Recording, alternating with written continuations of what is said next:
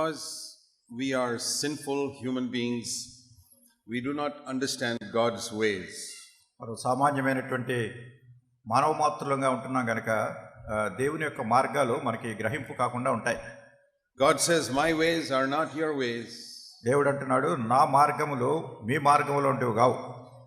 My thoughts are not your thoughts. నా తలంపులు మీ తలంపులు వంటివి కావు. As the heaven is above the earth, so my ways are different from your ways. భూమి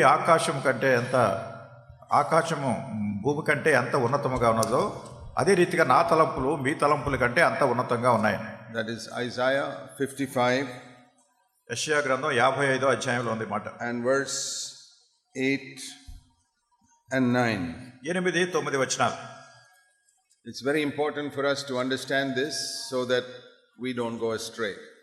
మనం మార్గం తప్పిపోకుండా ఉండే నిమిత్తమై ఈ వాక్యాలు మనకి చాలా ప్రాముఖ్యమైనటువంటి సంగతులు. I hope all of you know this verse.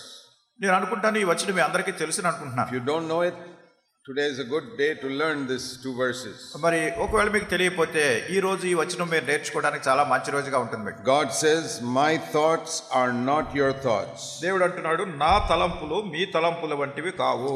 My ways are not your ways. మీ త్రోవలు నా త్రోవల వంటివి కావు. And what is the difference between the two? ఈ రెండింటికి మధ్యలో భేదం ఏమిటి? Not a small difference. ఆ భేదం చాలా చిన్న భేదం కాదు. As different as heaven is from earth, so much different my ways are from yours. ఆకాశము కంటే భూమికి మధ్యలో ఎంత వ్యత్యాసం ఉంటుందో అట్లానే నా తలంపుల కంటే నా మార్గముల కంటే మీ మార్గాలకు అంత వ్యత్యాసం ఉంటుందని. We all have our way of thinking and looking at certain things. మనం అంతా కూడా కొన్ని సంగతులు చూడడము, వాటిని గురించి గ్రహించడము, మన విధానంలో వాటిని మనం గమనిస్తూ ఉంటాం. God says that is not my way of looking and thinking of things. దేవుడు అంటున్నాడు, నేను చూసే విధానం, నేను వాటిని గురించి గ్రహించే విధానం అది కాదు అంటున్నాడు. So if you want to become spiritual, you must learn to look at things the way God looks at them. కనుక మీరు ఆత్మీయంగా ఉండాలంటే ఏదైనా సంగతులు కానీ పరిస్థితులు కానీ దేవుడు ఏ విధానంలో ఏ దృక్పథంతో చూస్తున్నాడో ఆ విధానంలో మనం చూడడానికి ప్రయత్నించాలి. You must allow the Holy Spirit to change your way of thinking to God's way of thinking. మీ తలంచే విధానాన్ని దేవుడు తలంచే విధానానికి మార్చినట్లుగా పరిశుద్ధాత్మ దేవుడిని మీరు అనుమతించాలి. For example, ఉదాహరణ చూడండి. Man hates his enemies, but God loves his enemies. మానవుడు తన శత్రువుని ద్వేషిస్తాడు, కానీ దేవుడు తన శత్రువుని ప్రేమిస్తాడు. So in our natural tendency is to hate somebody who hates us. కనుక మన స్వభావ సిద్ధమైన సంగతి ఏమిటి? ఎవరైనా మనల్ని ద్వేషిస్తే మనం కూడా వాళ్ళని ద్వేషిస్తాం. But if we allow God to change us, then we will be able to love that person. కనుక దేవుడు మనలను మార్చినట్లుగా మనం అనుమతిస్తే అప్పుడు ఏం చేస్తాం? ఆ వ్యక్తిని మనం ప్రేమించగలుగుతాం. Now the same thing when it comes to worship. అదే సంగతి ఆరాధించే విషయంలో కూడా. We all have our human ideas of how to worship God. మనం అందరం కూడా దేవుని ఎట్లా ఆరాధించాలి అంటానికి మన మానవ సంబంధమైన తలంపులు మనకు కొన్ని ఉంటాయి.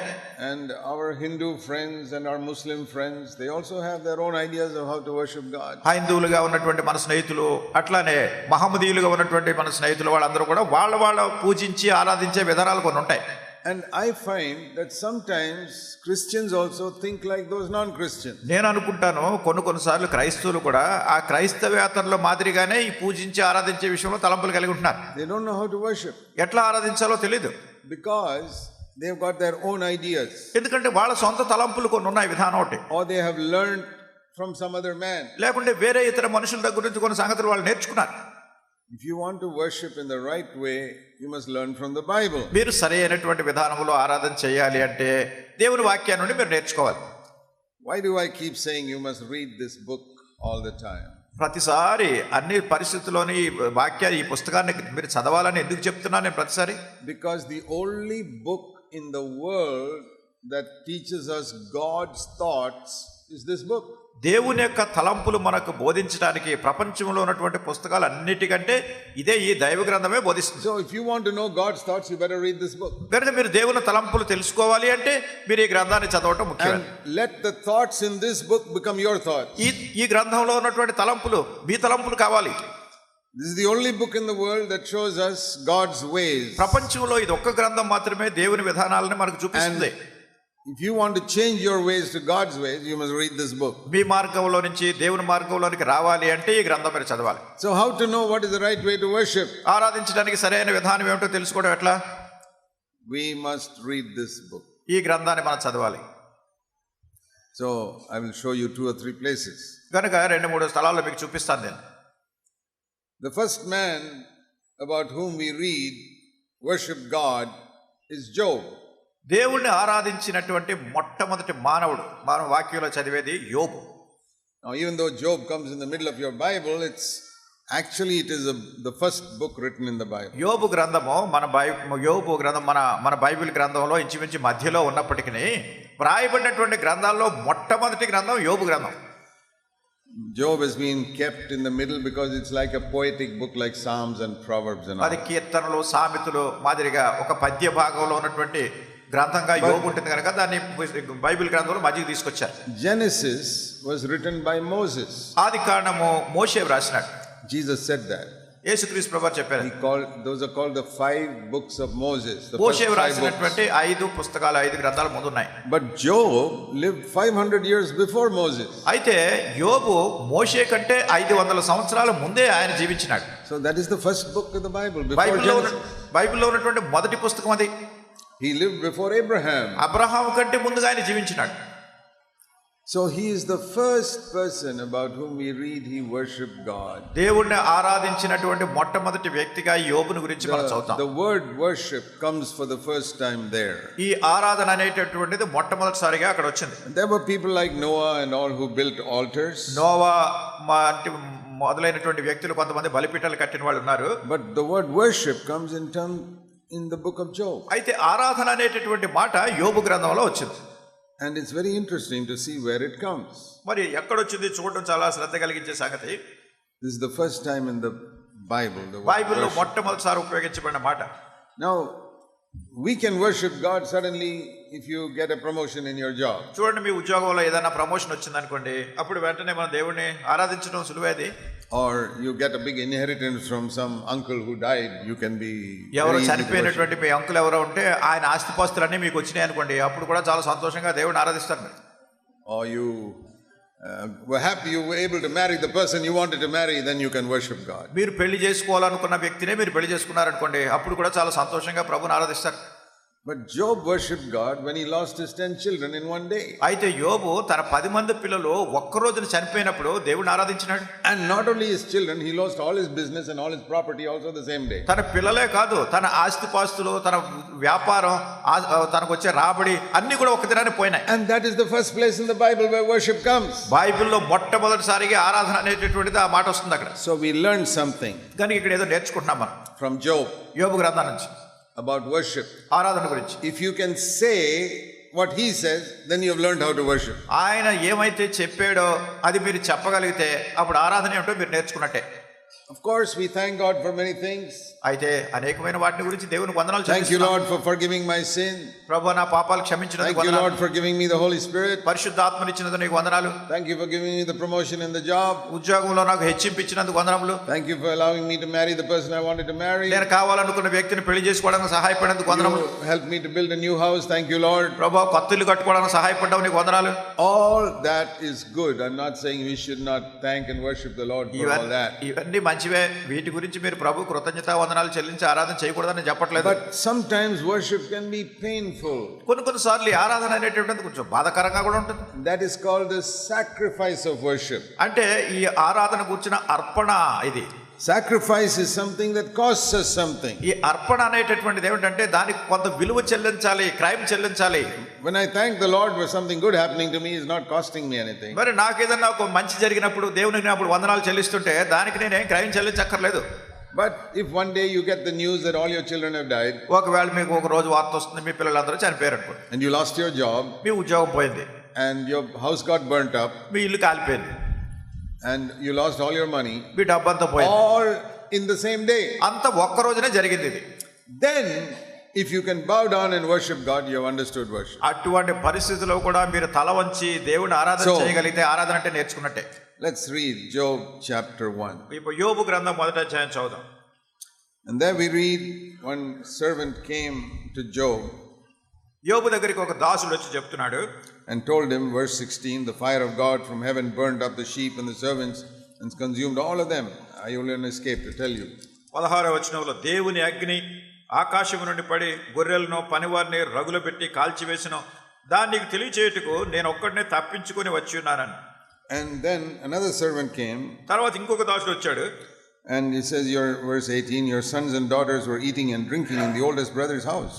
18వ వచనంలో నీ కుమారులు నీ కుమార్తెలు తమ అన్న ఇంట భోజనం చేయొచ్చు ద్రాక్షపానం చేయుచుండగా a great wind came and struck the four corners of the house and it fell on the young people and they all died. 19వ వచనం గొప్ప సుడిగాలి అరణ్య మార్గముగా వచ్చి ఆ ఇంటి 4 మూలలను కొట్టగా అది యవ్వనుల మీద పడినందున వారు చనిపోయారు. He lost all his property. తన ఆస్తి అంతా పోయింది. See, those days property was in cattle, sheep and cows and camels and all. ఆ దినాల్లో మనుషుల యొక్క ఆస్తిపాస్తులు ఏంటంటే వాళ్ళకు ఉన్నటువంటి పశు సంపద, వాళ్ళకున్న ఒంటెలు గాని, వాళ్ళకున్న పశువులు గాని, గొర్రెలు గాని, he lost everything. అన్ని పోయాయి. He was a very rich man. ఆయన చాలా ధనవంతుడు. He had thousands of sheep and camels and oxen. ఆయనకి వేల కొలది గొర్రెలు ఉండేవి, ఒంటెలు ఉండేవి, ఎద్దులు ఉండేవి. Everything was lost. అన్ని పోయాయి. And then same day he hears all his 10 children, all 10 die. అదే రోజు తనకు 10 మంది పిల్లలు ఉన్నారు. 10 మంది పిల్లలు ఒక్క రోజునే చనిపోయారు. Before going to see their dead bodies. వాళ్ళ యొక్క మృతదేహాలు చూడడానికి వెళ్ళిపోయే ముందు, before going there, అక్కడికి వెళ్లే ముందు what does he do? ఏం చేశాడు? Verse 20, 20వ వచనంలో he arose and tore his robe, shaved his head, and he fell to the ground and worshipped. అప్పుడు యోబు లేచి తన పై వస్త్రమును చింపుకొని తల వెంట్రుకలు గొరిగించుకొని నేల మీద సాష్టాంగపడి నమస్కారం చేశానంటే ఆరాధన చేశాను. And now see the words that come out of his mouth, then you will understand what worship is. ఇప్పుడు ఆయన నోటి నుండి వస్తున్నటువంటి మాటలు మీరు గమనించండి, అప్పుడు ఆరాధన అంటే ఏంటో తెలుసుకుంటారు. Remember, this is the first man in the Bible worshiping God. దేవుణ్ణి ఆరాధించినటువంటి వ్యక్తి బైబిల్లో ఈయనే మొట్టమొదటి వ్యక్తి. And what is he saying? ఏమంటున్నాడు? When I came out of my mother's womb, I came with nothing, not even one dress on me. నేను నా తల్లి గర్భంలో నుండి వచ్చినప్పుడు దిగంబరినై వచ్చాను, ఒక్క జత దుస్తులు కూడా వేసుకోలేదు నేను. I did not have 1 rupee, I did not have one dress, I had nothing when I came out of my mother's womb. నా తల్లి గర్భం నుంచి నేను బయటకు వచ్చినప్పుడు నా చేతిలో 1 రూపాయి కూడా లేదు, నేను వేసుకోవడానికి ఒక జత వస్త్రాలు కూడా లేవు. And one day when I'll die in the future, I cannot take any money with me, not even my clothes, I will bury as with భవిష్యత్తులో ఒక రోజు నేను చనిపోతాను, ఆ చనిపోయే దినాన్ని కూడా నేనేమి డబ్బు తీసుకొని వెళ్ళలేను, వస్త్రాలు తీసుకువెళ్ళలేను, ఉన్న పాటనే అక్కడ సమాధి చేయబడతాను. In this period between my birth and my death, కనుక నా పుట్టుకకు నా మరణానికి మధ్యలో ఉండే కాలంలో God gave me 10 children. దేవుడు 10 మంది పిల్లల్ని ఇచ్చాడు. He gave me thousands of animals, నాకు వేల కొలది పశువులను ఇచ్చాడు, houses and lands, and prospered my business. నాకు కావాల్సిన ఇళ్ళు ఇచ్చాడు, నాకు కావాల్సిన ఆస్తిపాస్తులు ఇచ్చాడు, నా వ్యాపారాన్ని వృద్ధి చేశాడు. That was not my ability. ఈ భూమి నాది కాదు ఇదంతా. So many people try and can't have children. అనేక మంది ప్రయత్నాలు చేస్తారు కానీ పిల్లల సంతతి వాళ్ళంతటి రాదు. 20 years they're married, no children. పెళ్ళయి 20 సంవత్సరాలైనా పిల్లలు లేకుండా ఉంటారు కొంతమంది. So Job says, that is not my cleverness that I got children. యోబు అంటున్నాడు, ఇదేదో నా తెలివితేటల వల్ల నాకు సంతతి వచ్చిందని కాదు, God gave me my children. దేవుడే నాకు ఈ పిల్లల్ని ఇచ్చాడు. And God can take them away. కనుక దేవుడు వాళ్ళని తీసుకుని పోగలడు. He gave, he took away. ఆయనే ఇచ్చాడు, ఆయనే తీసుకుపోయాడు. So many people go into business and lose lakhs of rupees. చాలా మంది వ్యాపారంలో పడి లక్షలాది రూపాయలు పోగొట్టుకుంటారు. But Job says, I went into business and God prospered me with lakhs of rupees. యోబు అంటున్నాడు, నేను వ్యాపారం చేశాను, అది అభివృద్ధి అయింది, లక్షలాది రూపాయలు నాకు వచ్చాయి. That is not my cleverness. అది నా తెలివిని బట్టి కాదు, God gave me. దేవుడిచ్చాడు. Now God has taken away my business. ఇప్పుడు దేవుడు నా వ్యాపారం తీసుకుపోయాడు. Now my bank account is 0. ఇప్పుడు నా బ్యాంకులో ఉన్నటువంటి డబ్బంతా 0. When I was born also my bank account was 0. నేను పుట్టినప్పుడు కూడా నా bank account 0. God gave, God took away. దేవుడు ఇచ్చాడు, దేవుడు తీసుకెళ్ళిపోయాడు. What shall I say? ఏం చెప్పాలి ఇప్పుడు? I shall not complain. నేనేం ఫిర్యాదు చేయాలా? How can I complain? Because I did not make all this. God gave it to me. ఇవన్నీ నేను తెచ్చుకున్నవి కాదు, దేవుడే నాకు ఇచ్చాడు కనుక నేనేం ఫిర్యాదు చేస్తాను? I shall only bow down and worship God. నేను కేవలం నా తల వంచి దేవుడిని He ఆరాధిస్తాను. said, praise the Lord. Praise the Lord అన్నాడు. ప్రభు స్తోత్రం. Now, you know, we very often say, praise the Lord, praise the Lord, praise the Lord to each other. చూడండి, మనం చాలా తరచుగా ప్రతి వాళ్ళకి praise the Lord, praise the Lord, praise the Lord అని చెప్తుంటాం. How about saying something like this? ఇట్లా చెప్పడం ఎలా ఉంటుంది? Praise the Lord, my 10 children just died this morning. నా 10 మంది పిల్లలు పొద్దున్నే చనిపోయారు, praise the Lord. Oh, that is not very easy to say. అది చెప్పడం అంత సులువు కాదు. అది praise the Lord, my business crashed this morning and I lost everything. Praise the ఈ Lord. ఉదయకాల సమయంలో నా వ్యాపారం అంతా కుప్పకూలిపోయింది, నా డబ్బులన్నీ పోయినాయి, praise the Lord. I lost my job this morning. Praise the Lord. పొద్దునే నా ఉద్యోగం పోయింది, ప్రైజ్ ద లార్డ్, దేవుని స్తోత్రం. That is worship. అది ఆరాధన అంటే. That is the sacrifice of worship. ఆరాధన కూర్చున్నటువంటి సమర్పణ ఇది. That is what Job did. అదే యోబు ఇక్కడ చేశాడు. So the first person who worshipped in the Bible is not worshipping because he got children, but because he lost children. బైబిల్లో మొట్టమొదటి ఆరాధన చేసినటువంటి వ్యక్తి ఎందుకు ఆరాధన చేశాడంటే తన పిల్లలను పొందినందుకు కాదు, పిల్లలను పోగొట్టుకున్నందుకు. It's very easy to come and say thank you Lord for this child you've given me. ప్రభువా నాకు ఈ బిడ్డని ఇచ్చావు, నీకు వందనాలు చెల్లిస్తున్నాను చెప్పడం చాలా సులువు. But to take a dead child and say thank you Lord you took it away, that is more difficult. అయితే చనిపోయినటువంటి బిడ్డను పట్టుకుని ప్రభువా ఈ బిడ్డను నువ్వు తీసుకెళ్లిపోయావు, నీకు వందనాలు చెల్లిస్తున్నాను, చాలా కష్టం. It's not easy. సులువు కాదు. It's not easy for me. అది నాకు అంత సులువైంది కాదు. It's not easy for you. మీకు కూడా సులువైంది కాదు. I'm not saying it is easy. అది సులువు అని చెప్పట్లేదు. And I don't believe it was easy for Job. అది యోబు కూడా సులువు అని నేను నమ్మట్లేదు. These are not small children. వీళ్ళు చిన్న పిల్లలు కాదు వీళ్ళు. He had raised them up through many years. They grew up. They all had their own houses. అనేక సంవత్సరాలుగా వీళ్ళని పెంచి పెద్ద చేశాడు. వీళ్ళందరికీ తమ సొంత ఇళ్ళు ఉన్నాయి. That time to lose your children. ఆ వయసులో ఆ పరిస్థితిలో పిల్లలు పోగొట్టుకోవటం. What a faith he had in God. దేవుని యందు ఎంత గొప్ప విశ్వాసం కలిగి ఉన్నాడు. God has got every right to do whatever he likes with my life. నా జీవితంలో దేవుడు ఏం చేయాలని కోరుతున్నాడో అది చేసేటటువంటి సర్వ హక్కులు ఆయనకు ఉన్నాయి. There we can understand what worship is. అక్కడ ఆరాధన అంటే ఏమిటో మనం గ్రహిస్తున్నాం. Many of us for so many years we've thought we are worshiping God by just saying a few words to him. మనలో అనేక మంది చాలా సంవత్సరాలుగా ఆరాధన అంటే ఏదో కొన్ని మాటలు చెప్పేసి ప్రభువుకు వందనాలు చెల్లించడం అనుకుంటున్నాం. You know the Bible says man looks on the outward appearance but God looks at the heart. Bible చెప్తుంది మనుషుడు పై రూపాన్ని లక్ష్య పెడతాడు కానీ దేవుడు హృదయాలను పరిశీలిస్తాడు. When we speak the words, మేము వాక్య మాటలు చెప్పినప్పుడు people listen to the words. ఆయన ప్రజలు ఏం చేస్తారంటే మాటలు వింటారు. God is not listening to the words. అయితే దేవుడు మాటలు వినేవాడు కాదు. He is listening to the heart. మన యొక్క హృదయాన్ని వింటున్నాడు ఆయన. What is my heart saying? నా హృదయం ఏం చెప్తుంది? Am I saying, Lord, you are everything to me? ఓ ప్రభువా నీవే నాకు సర్వమైన వాడు, సమస్తమైన వాడు అని నా హృదయం చెప్తుంది. That is worship. అది ఆరాధన అంటే. Not my children, నా పిల్లలు కాదు, not my wife, నా భార్య కాదు, not my husband, నా భర్త కాదు, not my house, నా ఇల్లు కాదు, not my property, నా ఆస్తిపాస్తులు కావు, not my car or scooter or anything. నాకున్న కారు కాదు, స్కూటర్ కాదు, ఏం కాదు. You, Lord Jesus, you are everything to me. నీవే ప్రభువైన యేసుక్రీస్తు, నీవే నాకు సర్వమై ఉన్నావు. If God can hear your heart ఈ సంగతి saying that now, ఇప్పుడు ఈ సంగతి మీ హృదయం ఎట్లా చెప్పడం కనుక దేవుడు మీ హృదయాన్ని వినగలిగితే then you are worshiping. అప్పుడు మీరు ఆయన ఆరాధిస్తున్నారు. Otherwise you're just saying words. ఏదో ఊరికే నోటితో మాటలు చెప్పడం కాదు. See what Jesus said in Mark chapter 7. Mark సువార్త 7వ అధ్యాయంలో యేసుక్రీస్తు ప్రభువారు ఏం చెప్పారో చూడండి. Mark's Gospel chapter 7. మార్కు సువార్త 7వ అధ్యాయం. This is a very interesting verse. ఇది చాలా శ్రద్ధ కలిగించే వచనం. Mark 7 verse 6 and 7. మార్కు సువార్త 7వ అధ్యాయం 6-7 వచనాలు. This people honor me with their lips, but their heart is far away from me. ఈ ప్రజలు పెదవులతో నన్ను ఘనపరచుదురు, వారి హృదయం నాకు దూరముగా ఉన్నది. When you pray or worship God now, ఇప్పుడు మీరు దేవునికి ప్రార్థన చేసినా లేకుంటే దేవుని ఆరాధన చేసినా ఇప్పుడు Jesus is here. యేసుక్రీస్తు ప్రభువారు ఇక్కడ ఉన్నారు. You can't see him, but the Lord Jesus is here. మీరు ఆయన చూడలేకపోతున్నారు కానీ యేసుక్రీస్తు ప్రభువారు ఇక్కడ ఉన్నారు. I know he is here. ఆయన ఇక్కడ ఉన్నారు, నేను ఎరుగుదును. I know he is with me ఆయన now. నాతో ఉన్నారు, నేను ఎరుగుదును.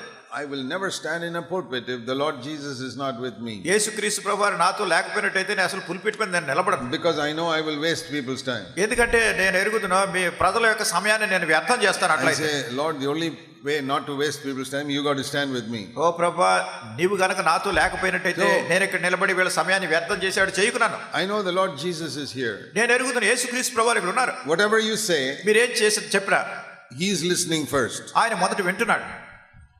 And whatever I say now, he is listening also. ఇప్పుడు నేను ఏం చెప్తున్నానో కూడా ప్రభు వింటున్నారు. So when you pray మీరు ప్రార్థించినప్పుడు now, ఇప్పుడు the Lord is not listening to your lips. ప్రభు మీ పెదవులను వినటం కాదు. It says, what about your heart? ఆయన అంటున్నాడు మీ హృదయం సంగతి ఏమిటి? If he says, yeah, they are drawing near to me with their lips, but their heart is somewhere else. ఈయన అంటున్నాడు పెదవులతో కనపరుస్తున్నారు కానీ వాళ్ళ హృదయం నాకు దూరంగా ఉందని. Then he says, తర్వాత అన్నారు, then it is with all emptiness, verse 7, that they are worshipping me. మరి 7వ వచనంలో వాళ్ళు వ్యర్థంగా ఆరాధిస్తున్నారు. Empty worship. ఇది వ్యర్థమైన ఖాళీ అయిపోయిన ఆరాధన. They are worshipping like all men teach in their doctrine. మనుషులు కల్పించినటువంటి పద్ధతులు వాటిని అనుసరించి వీళ్ళు ఆరాధన చేస్తున్నారు. So the Lord is listening to the heart. ప్రభు మన హృదయాలను వింటున్నాడు. And if the heart is not completely his, మన యొక్క హృదయం పూర్తిగా ఆయనది కాలేదు అంటే whatever you say with your lips, మీ పెదవులతో ఏం చెప్పినా గానీ The Lord is not listening to see whether our Telugu grammar is perfect or any such thing. ప్రభు మనం మాట్లాడే మాటల్లో ఉన్నటువంటి తెలుగు వ్యాకరణం సరిగా ఉందా లేదా ఇట్లాంటివన్నీ వింటాయి. He's not bothered about that. దాని గురించి ఆయనకి ఏమీ శ్రద్ధ లేదు. A small 3-year-old child without any grammar, that child's worship may be more acceptable to God than grown-up people saying fantastic things. మరి ఒక 3 సంవత్సరాల వయసు కలిగినటువంటి చిన్న బిడ్డ తన యొక్క మాటల్లో ఏ విధమైనటువంటి వ్యాకరణం గ్రామర్ ఉండదో అయినా కానీ ఆ బిడ్డ చేసేటటువంటి ఆరాధన దేవునికి వినసొంపుగా ఉండొచ్చు. ఒక పెద్ద వ్యక్తి రకరకాల ఇంపు సొంపులు కలిగినటువంటి మాటల కంటే కూడా ఈ చిన్న బిడ్డ ఆరాధన ఆయనకు అంగీకారంగా ఉంటుంది. Because that child has got a pure heart. ఎందుకంటే ఆ చిన్న బిడ్డకి పవిత్రమైన హృదయం ఉంది. So please remember that. దానికి జ్ఞాపకం పెట్టుకోండి. And you open your mouth, be more concerned about your heart than your words. మీ మాటల కంటే మీ హృదయాన్ని గురించి ఆయన అధికమైన ధ్యాస కలిగి ఉంటాడు. Otherwise he will say, in vain do they worship me. లేనట్టయితే ఆయన అంటున్నాడు వ్యర్థంగా వీళ్ళు నన్ను ఆరాధిస్తున్నారని.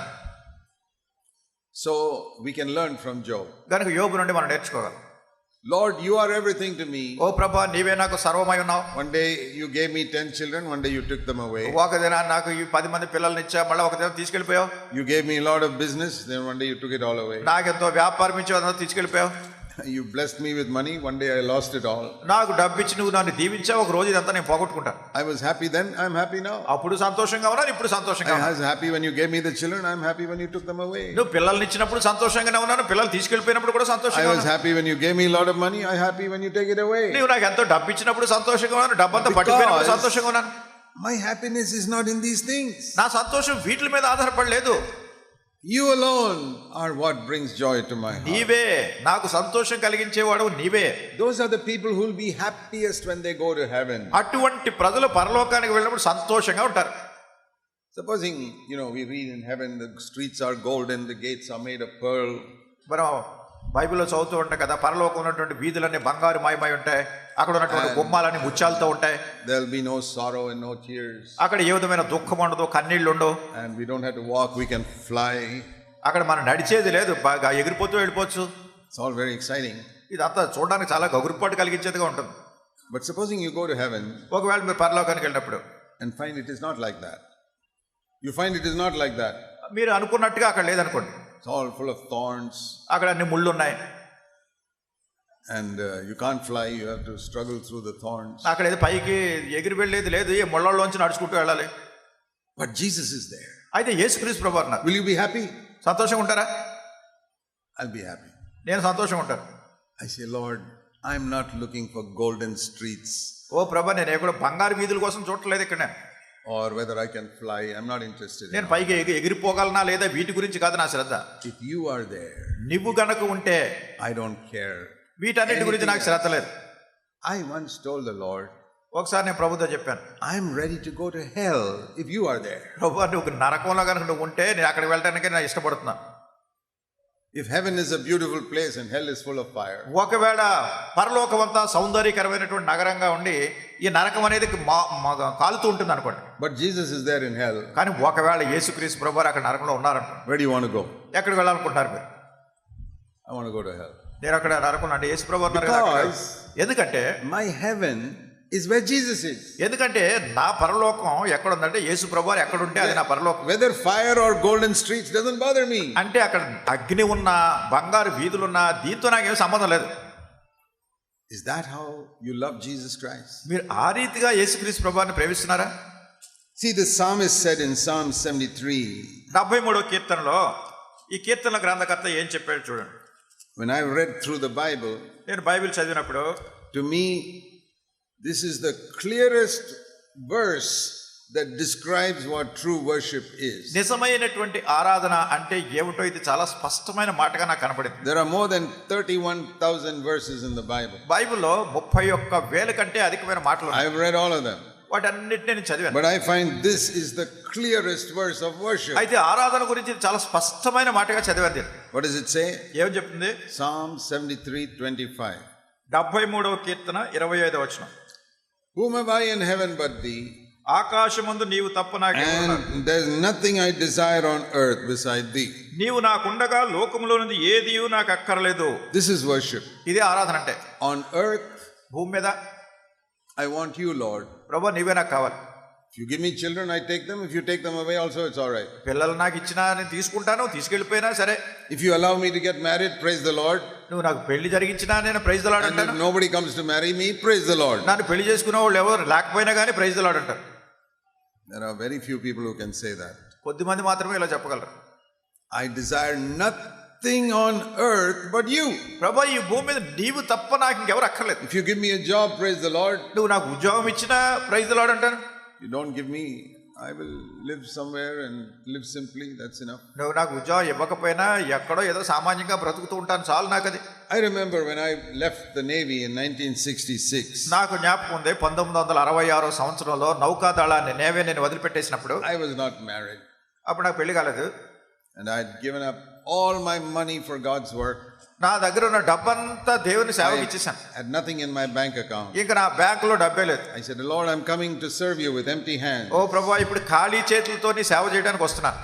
And my calling is primarily to serve in the villages among the poor, not among the rich people in the cities. నాకున్నటువంటి పిలుపు ఏమిటంటే పట్టణాల్లో ఉన్నటువంటి ధనికుల దగ్గర సేవ చేయటం కాదు, గ్రామాల్లో ఉన్నటువంటి నిరుపేదలైనటువంటి ప్రజల మధ్యలో సేవ చేయాలని ప్రభు నన్ను పిలిచాడు. And of course God has taken me to some cities, but still most of our work is in the villages. అయితే దేవుడు నన్ను కొన్ని పట్టణాలకు తీసుకెళ్లాడు, కానీ నా సేవలో అధిక భాగము ఈ పేద ప్రజల మధ్యలో గ్రామాల్లో చేసిన సేవ. And I said to the Lord then, అప్పుడు నేను ప్రభుతో అన్నాను, that is 47 years ago. అంటే 47 సంవత్సరాల కిందట. I said, Lord, if I don't have a place to live, ఓ ప్రభువా, నేను నివసించడానికి నాకు ఏ స్థలం లేకపోయినా, this is the truth, this is what I told the Lord. ఇప్పుడు నేను ప్రభుతో ఇలా చెప్పాను, సత్యం ఇది. If I don't have a place to live, నేను నివసించడానికి స్థలం లేకపోతే I will sleep in the railway station. నేను రైల్వే స్టేషన్లో ఉంటాను. But I will serve you. అక్కడే ఉండి నిద్రపోతాను, కానీ నేను సేవిస్తాను. I will never tell my needs to any human being. నా అవసరతల గురించి ఏ మనిషికి ఎప్పుడు నేను చెప్పను. I want you. నీవే నాకు కావాలి. I want to serve you. నేను నీ సేవించాలని కోరుతున్నాను. I don't want any earthly comfort. నాకు ఈ భూ సంబంధమైన సుఖ సౌఖ్యాలు ఏమీ అక్కర్లేదు. If you give me food, I eat it. నువ్వు నాకు ఆహారం పెడితే తింటాను. And if I don't get proper food, that's also okay. నాకు ఆహారం లేకపోయినా ఓకే, పర్వాలేదు దాని గురించి. And I don't want any comfort. నాకే సుఖ సౌఖ్యాలు అక్కర్లేదు. God has given me many comforts, that is another thing. అయితే దేవుడు అనేకమైనటువంటి సౌఖ్యాలు ఇచ్చాడు, అది వేరే సంగతి. I never wanted them. అయితే అవి కావాలని ఎప్పుడు అనుకోలేదు. Today, if he takes it all away, that's also all right with me. ఇప్పుడు కూడా ప్రభు అవన్నీ తీసివేసినా కానీ నాకు దాని గురించి మనసు లేదు. Because I am a worshipper. ఎందుకంటే నేను ఆరాధించేవాడిని. I am not a preacher, I am a worshipper. నేను ప్రసంగికుడిని, బోధకుడిని కాదు, నేను ఆరాధించేవాడిని. And from my worship, I preach. నా ఆరాధన నుంచే నేను బోధిస్తాను. And what I say to the Lord, I say that almost every day. నేను ప్రభుతో అప్పుడు ఏం చెప్పానో ఇంచుమించు ప్రతిరోజు అదే చెప్తున్నాను. Lord, I desire nothing on earth but you. ప్రభా, ఈ భూమి మీద నీవు తప్పితే నాకు ఇంకేం అక్కర్లేదు. And I get to heaven. నేను పరలోకానికి వెళ్ళినప్పుడు I'm not going to look at the streets and the gates. I'm going to look at you. అక్కడ ఉన్నటువంటి బంగారు వీధులు, ముత్యాలు, గుమ్మాలు ఇవేం చూడను, నిన్నే చూస్తాను, నువ్వే కావాలి నాకు. That is worship. అది ఆరాధన. The Bible says Jesus is our bridegroom. Bible చెప్తుంది యేసుక్రీస్తు ప్రభువారే మన పెండ్లి కుమారుడు. And if a bride and a bridegroom really love each other on the wedding day, మరి పెండ్లి కుమార్తె, పెండ్లి కుమారుడు పెండ్లి రోజున నిజంగా ఒకరినొకరు ప్రేమించుకుంటుంటే, what is the bride going to look at the wedding day? మరి పెళ్లి రోజు ఆ పెండ్లి కుమార్తె ఏం కావాలని చూస్తుంది? Oh, what a nice dress I've got. అబ్బా, ఎంత మంచి బట్టలు వేసుకున్నానో చూసుకుంటుందా? Or what nice flowers in this room. అబ్బా, ఈ గదిలో ఎన్ని చక్కటి పువ్వులు అన్ని పెట్టారా అవి చూస్తుందా? She's going to look at her bridegroom's face and say, wow, what a beautiful bridegroom I have. ఆమె చూసేదంతా ఏమిటంటే ఆ పెండ్లి కుమారుని ముఖం చూసి ఎంత గొప్ప పెండ్లి కుమారుని నేను పొందానని అనుకుంటది అంతే. That is a couple that really love each other. అదే అట్లాంటి జంటే ఒకరినొకరు నిజంగా ప్రేమించుకుంటారు. And that is how we are to be to Jesus. ఆ రీతిగా యేసుక్రీస్తు ప్రభువుని మనం కలుసుకోవాలి, ఆయన ఆ రీతిగా అభినందించాలి. I desire nobody in heaven but you. ప్రభు, ఆకాశమందు నీవు తప్ప నాకు ఇంకెవరు లేరు. I can wait 50 years to meet Peter and Paul and Noah and all that. They can ఒకవేళ wait. పేతురు గాని, పౌలు గాని, నోవా గాని వీళ్ళందరినీ కలుసుకోవడానికి 50 సంవత్సరాలు పెట్టినా పర్వాలేదు. But I want to see Jesus first. అయితే మొట్టమొదటి యేసు ప్రభువుని నేను చూడాలి. Is that how you love Jesus? యేసు ప్రభువుని ఆ విధంగా ప్రేమిస్తున్నాను. And on earth, భూమి మీద ఉన్నప్పుడు can you say, Lord, if I have you, that is enough? ప్రభువా, నువ్వు ఉంటే నాకు చాలు అని చెప్తున్నాం. Why is it we complain so much? మన అలా అయితే ఎందుకు మనం అంతగా అది లేదు ఇది లేదని ఫిర్యాదులు చేసుకుంటున్నాం? Now when we are going to pray, ఇప్పుడు మనం ప్రార్థన చేయబోతున్నాం. are any of you going to make some complaints in your prayer? అయితే ఇప్పుడు మీరు చేసే ఆరాధనలో, ప్రార్థనలో ప్రభు మీద ఏమైనా ఫిర్యాదులు చేస్తారా? Oh Lord, I have so many complaints. ఓ ప్రభు, నాకు చాలా చాలా ఫిర్యాదులు ఉన్నాయి. This church is like this. This church is like ఈ this సంఘం problem, ఈ సంఘం ఎలా ఉంది, the elders are like ఈ that, పెద్దలు ఎలా ఉన్నారు, and that sister is not good, ఆ సహోదరి బాగలేదు, and this brother is not nice. ఈ సహోదరుడు మంచిగా లేడు. Is that what you're going to pray now? ఇదా ప్రభు గారు చెప్పేది? I hope not. ఇలా కాదని అనుకుంటున్నాను. We should never have such words in our mouth. అట్లాంటి మాటలు ఎప్పుడు మన నోట్లోంచి రాకూడదు. No complaints. ఏ విధమైన ఫిర్యాదులు ఎవరి మీద లేవు. Not only when you come to the Lord's table, any time in our life.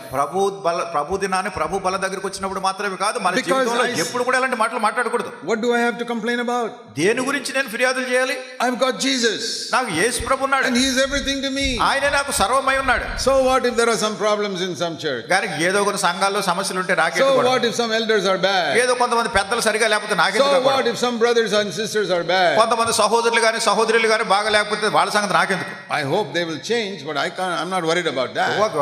తర్వాత వాళ్ళు మార్పు పొందొచ్చు, వాళ్ళ గురించి నాకేం చింత లేదు. I have Jesus and He is good. నాకు యేసు ప్రభు ఉన్నాడు, ఆయన మంచివాడు. God is my Father. దేవుడే నా తండ్రి.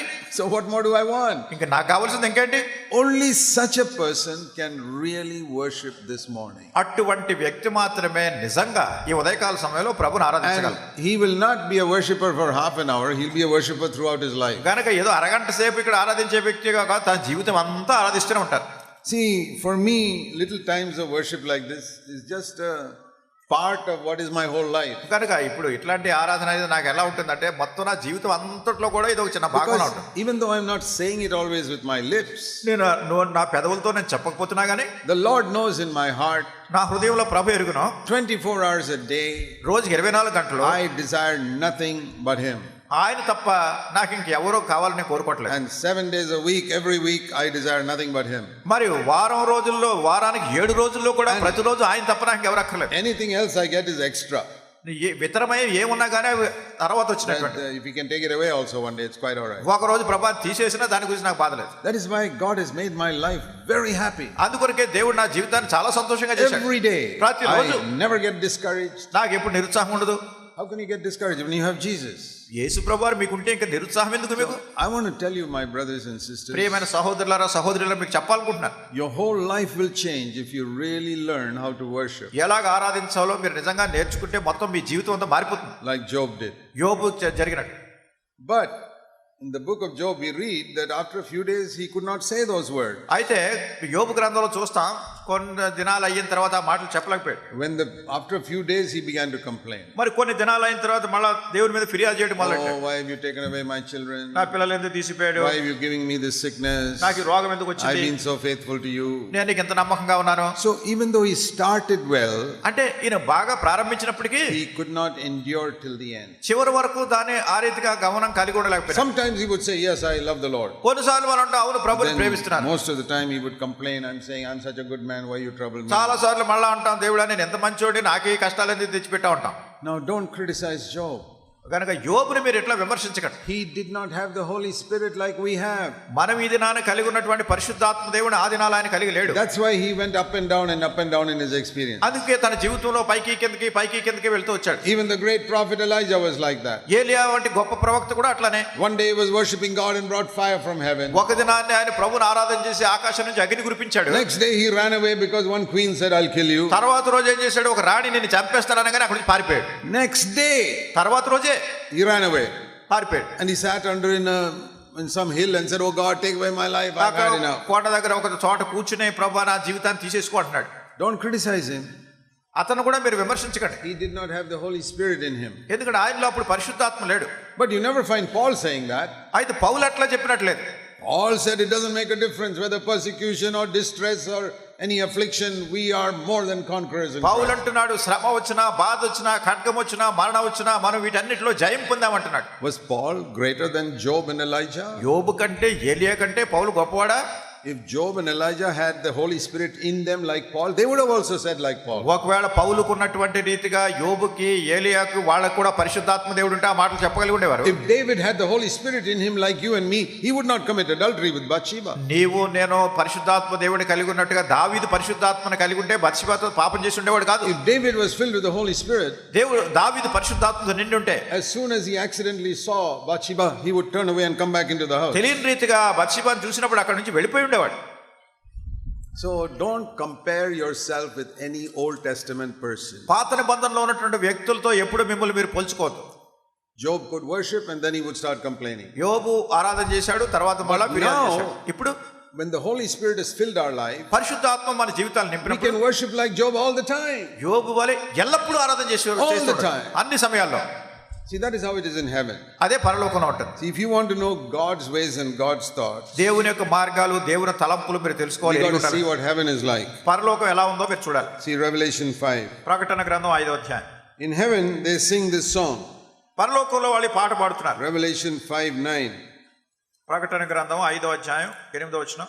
Thou art worthy to take the book and to open the seals, for you purchased us for God with your blood from every tribe and tongue and nation. 5:9.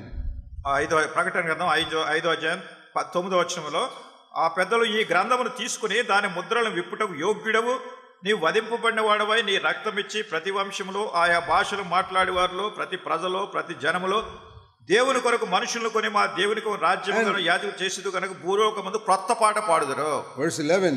Thousands and thousands were saying in verse 12, worthy is the lamb that was slain to receive power and riches. అక్కడ 11వ వచనంలో 12వ వచనంలో వధింపబడిన గొర్రె పిల్ల శక్తి ఐశ్వర్యం జ్ఞానం బలములను వేల కొలది ప్రజలు నిరంతరమైన స్తోత్రం చేస్తున్నారు. And listen to this, verse 13. Every created thing in heaven, on the earth, under the earth, we are all saying, to him who sits on the throne and the lamb be all honor and glory forever. 13వ వచనంలో పరలోకమందును భూలోకమందును భూమి క్రిందను సముద్రంలో ఉన్న ప్రతి సృష్టము వాటిలో ఉన్న సర్వము సింహాసనాసీనుడైన వానికి గొర్రెపిల్లకు స్తోత్రము ఘనత మహిమ ప్రభావములు యుగయుగములని చెప్తున్నారు.